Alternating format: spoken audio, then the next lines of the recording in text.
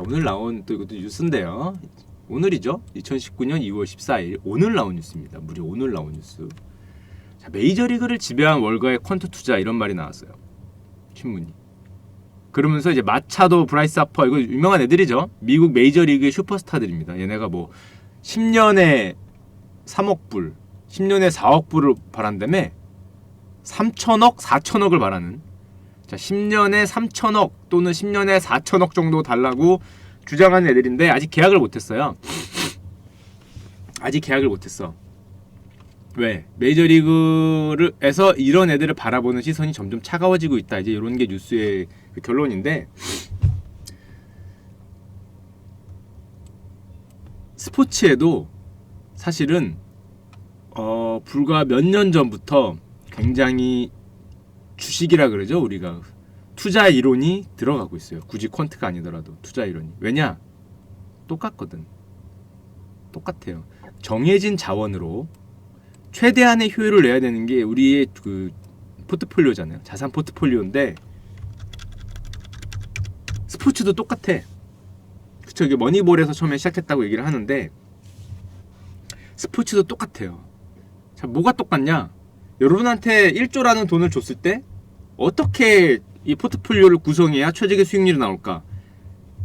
왜 메이저리그에서 이게 가장 먼저 시작됐냐면은 메이저리그는 첫 번째가 경기 수가 많아요. 이게 161경기인가 뭐 그렇죠. 1년에.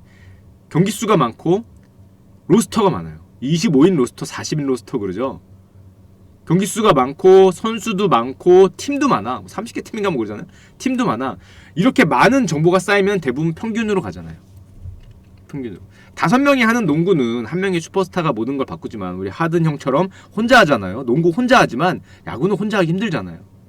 혼자 하기 힘들어요. 그때 평균으로 회귀한다고. 평균으로 많은 베팅이 있어서 평균으로 회귀한다는 결국 투자의 이론이 성립될 가능성이 굉장히 높다. 굉장히 높다. 그것 때문에 주식 관련 이론을 지금 여기다가 엄청나게 입히고 있어요. 엄청나게.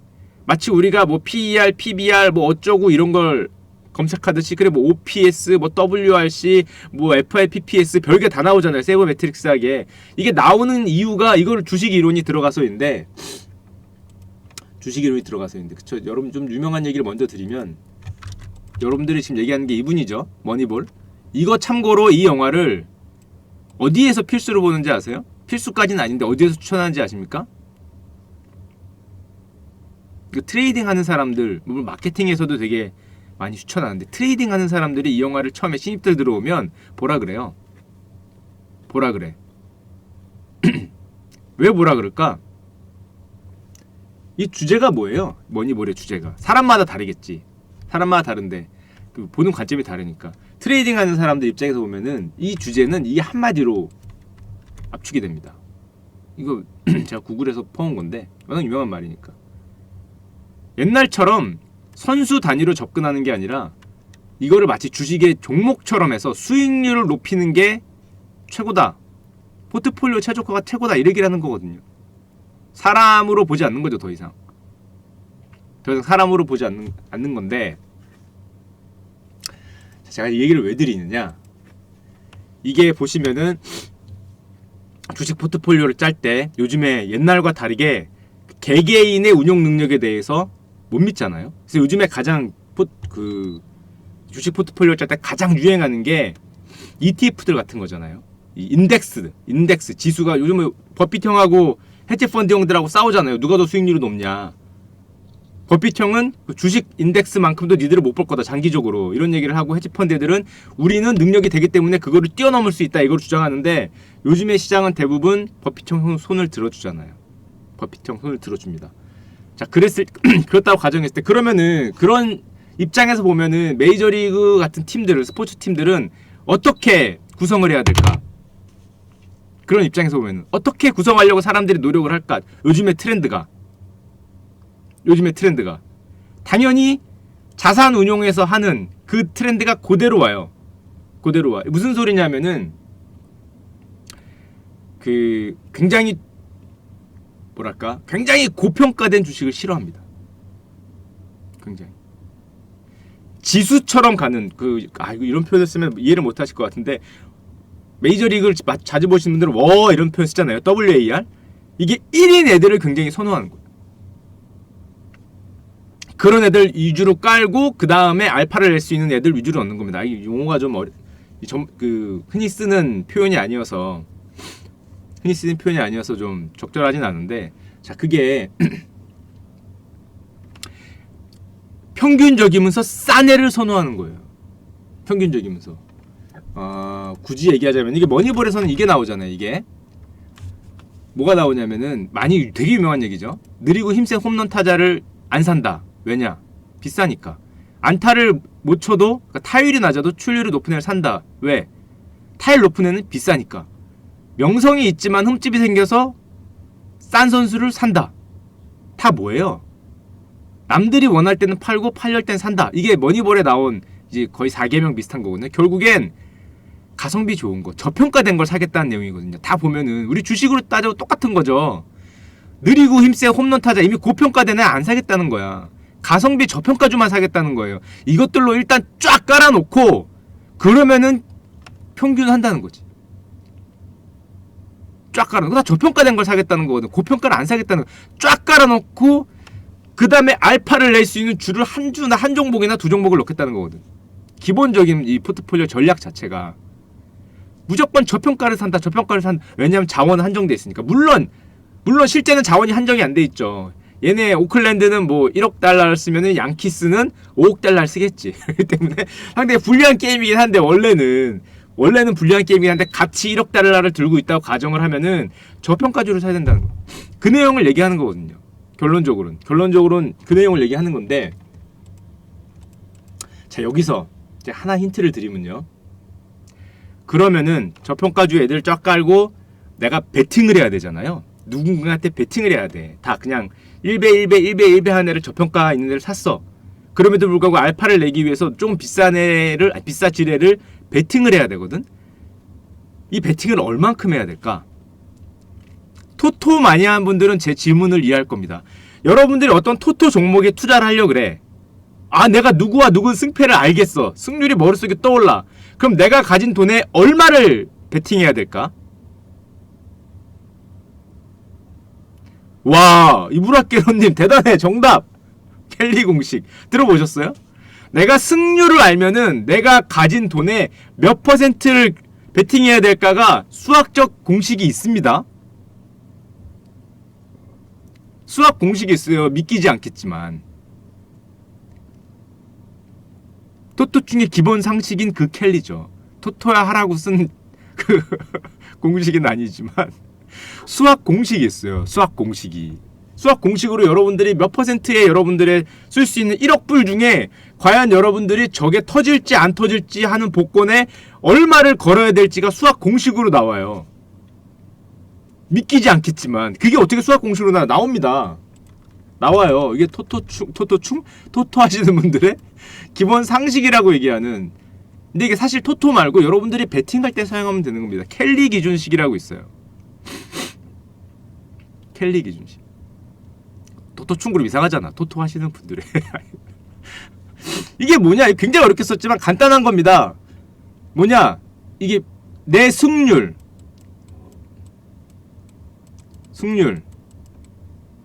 있으면 뭐가 있습니까? 패율이 있죠?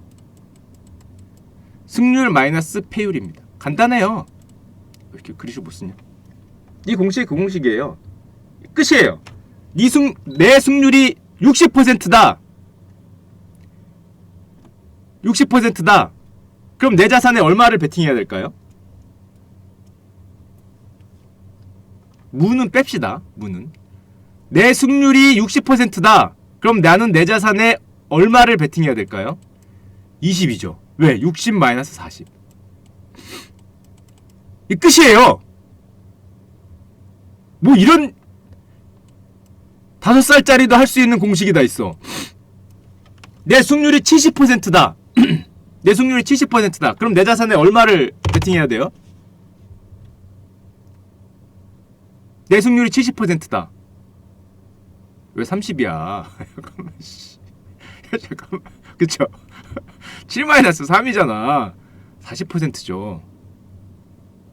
그죠? 굉장히 간단하죠. 뭐 이런 초등학생이 하는 공식으로 이런 식이 나와. 이 켈리 계산식이라는 게 뭘 뜻하냐면은 내 승률이 있으면은 이거를 상당히 많은 횟수로, 많은 배팅 횟수로 반복을 했을 때 그 올인 나지 않고 지속적으로 이렇게 내 수익이 올라갈 수 있는 그 배팅 횟수를, 배팅의 비율을 구하는 식입니다.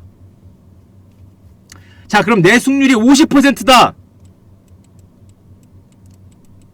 그럼 얼마를 배팅해야 돼요?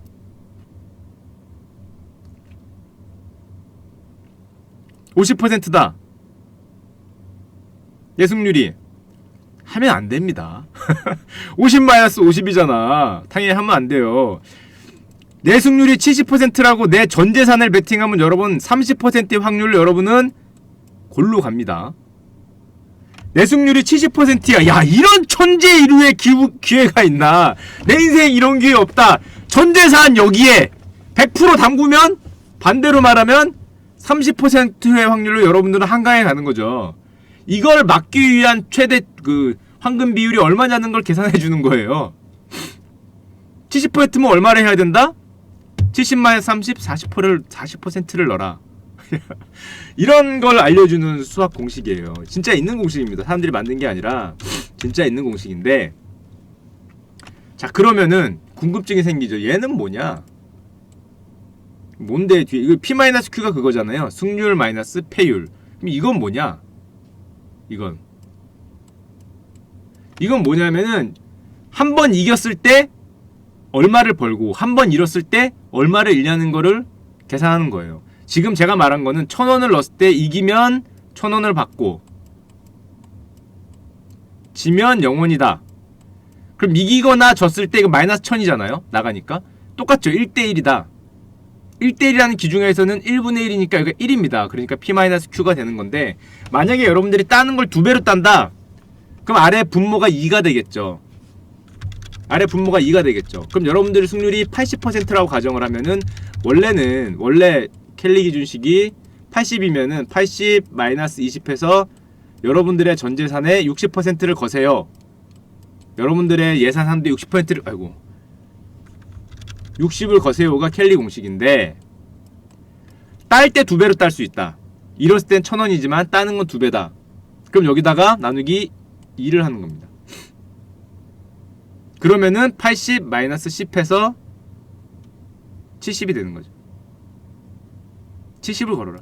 2배로 딸 수 있으면 좀 더 거는 거죠. 근데 반대로 나는 딸 때 1,000원인데 잃으면 마이너스 2,000원이야. 그럼 이게 아래가 2가 아니라 2분의 1이 되는 거죠. 자, 그러면 이게 40으로 주는 거예요. 자, 뭐 그렇게 하는 거예요. 아래는 이제 내가 딸 때와 잃었을 때 손익비가 어떻게 되냐에 따라서 요 뒤에 있는 걸 나눠서 이 나누기를 해주는 겁니다. 딱 그냥 그게 다예요. 그게 다해서 굉장히 간단한 공식인데, 자, 토토할 때 생각하지 마시고요. 토토할 때 생각 마시고, 이거 실제로 쓰이느냐, 자산운용할 때 그렇게 많이는 안 쓰이지만 사용이 할 수 있습니다. 왜냐하면은 대부분 잘 모르는 게 나의 승률을 잘 모르거든요. 여기 있죠. 나의 승률이 얼마냐. 여기 있죠. 여기 승확률. 잘 몰라요. 왜 이거 어떻게 알아? 일반인들이. 근데 매일같이 거래하는 사람들은 대충 압니다. 매일같이. 제가 옛날에 하루에 거래를 샀다 팔았다를 20번도 넘게 하거든요. 이거 100번 하는 분도 있어요. 100번에서 200번 거래하는 분도 있어요. 파생하는 분들을. 하루에 샀다 팔았다 20번 정도 해요. 모니터 앞에 두고 단타 칠 때 20회 정도로 샀다 팔았다 합니다. 이거를 6개월 정도 하면은 대충 180번이니까 180일이니까 대충 뭐 쉬는 날 생각하지 않고 다 6개월 영업일이라고 치면은 이게 몇 번입니까? 3,600회 정도의 배팅 승률이 나오잖아. 3,600회 중에서 내 승, 내 패, 내 무 확률이 나와요. 이거를 직업으로 앉아있는 사람들은 자기 승률 정도를 알 수 있어요. 엑셀 관리가 되고 뽑으면 나오니까. 뽑으면 승률 정도. 특히 이 파생상품 같은 거 많이 하는 분들은 한 6개월에서 1년 정도 하면 자기 평균 승률이 나옵니다. 평균 승률이. 그러면은 이 켈리 기준식이 물론 요 평균 손익비라는 변수가 있지만 대충 되는 거죠. 대충 계산해보면 대충 계산해 보면은 가장 많은 게 저 같은 경우에는 이거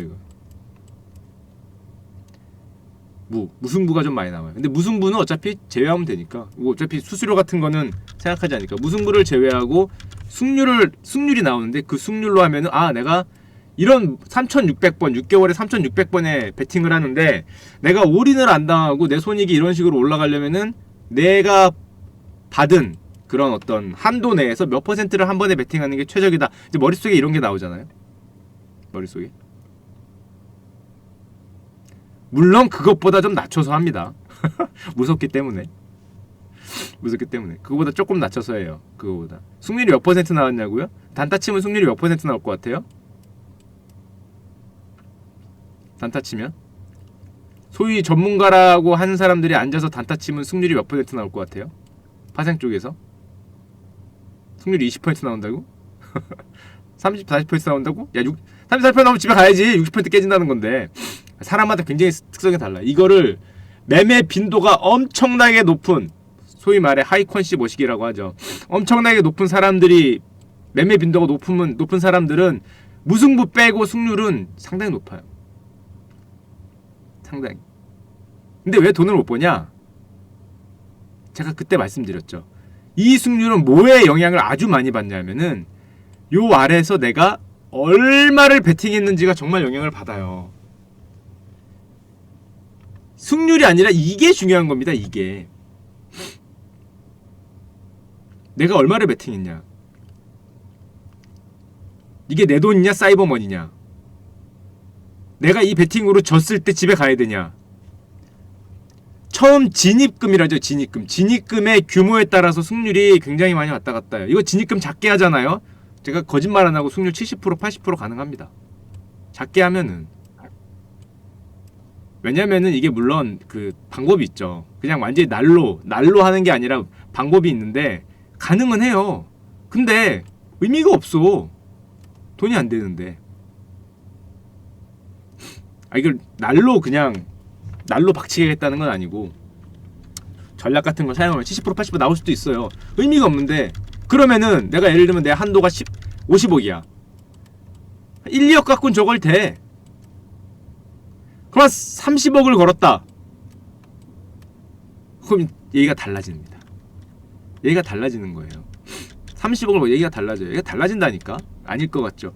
여러분들 그 농구 골대 그냥 집 앞에 있는 거에서 자유투 던지는 거하고, 그쵸? 메이저 NBA 가서 이거 넣으면은 뭐 1억 줄게 하고 자유투 던지라 그러면 승률이 달라져요. 승률이 커져서 털고 나오기 힘들다는 거 있지만 이게 달라집니다. 이게. 자, 뭐 그건 그런 얘기고, 하여튼 그런 이 켈리 기준식이면 자기 승률을 어느 정도 알 수 있을 때는 그 내가 가진 그 예산 한도에서 몇 퍼센트를 사용해야 되는지가, 사용하면은 올인을 안 당하고 이렇게 스무스하게 올라갈 수 있는지가 나오는 식입니다. 재밌는 식이죠. 재밌는 식. 상당히 재밌는 식이에요. 승률이 60%면은 20% 정도 걸면 되는 거예요. 20%. 근데 보통은 그걸 만약에 한도라고 생각을 하면, 그 한도를 치면 나는 집에 가야 된다 그러면 20%보다 조금 더 작게 들어가는 경우가 대부분이죠. 배팅이 많은 경우에, 배팅이 물론 세게 해야 되는 경우에는 배팅 숫자가 적고 포지셔너로 가야겠다 그러면 다르지만, 많은 배팅으로, 켈리 기준식이 그거잖아요. 많은 배팅을 했을 때 우상향하게 가는 거는 이렇게 가야 되는 겁니다. 그러니까 이게 당연히 메이저리그 같은 25인 로스터, 40인 로스터, 9명이 하는 경기 뭐 이런 데서는 훨씬 이거에 따라서 가능성이 높겠죠. 근데 NBA처럼 5명이 농구를 한다. 야구보다 농구를 한다. 그러면은 켈리 기준식으로 생각하면 상당히 문제가 될 수 있습니다. 이런 경우에는 배팅 숫자가 많지 않잖아요. 이런 경우는 뛰어난 누구 하나가 모든 걸 다 좌우할 수 있기 때문에 전혀 관계없는 얘기가 되는 거예요. 그러니까 항상 사용하면 적절하지 않죠.